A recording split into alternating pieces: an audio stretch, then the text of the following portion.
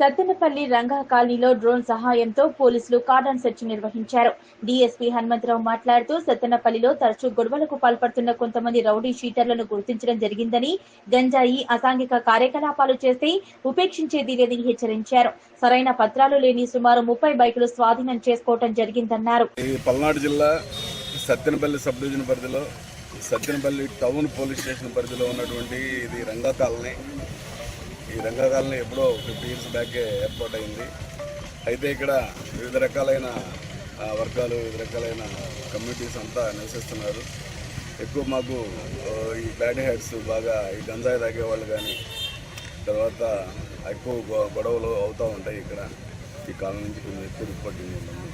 అందుకోసం ఈ కాలనీ ఈరోజు సెలెక్ట్ చేసుకొని మా పల్నాడు జిల్లా ఎస్పీ గారి ఉత్తర్వుల మేరకు కార్నర్ సెర్చ్ ఆపరేషన్ చేయడం జరిగింది.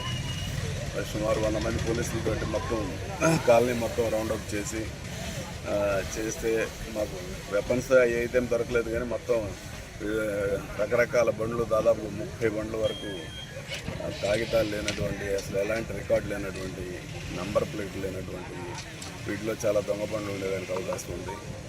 ఈ బండ్లని దొరికినాయి. అదర్వైజ్ మాకు ఇక్కడ ఒక సస్పెక్ట్స్ ఉన్నారు, రౌడీస్ ఉన్నారు ఈ కాలనీలో. వాళ్ళని కూడా వెరిఫై చేయడం జరిగింది. ఎలాంటి ఇష్యూస్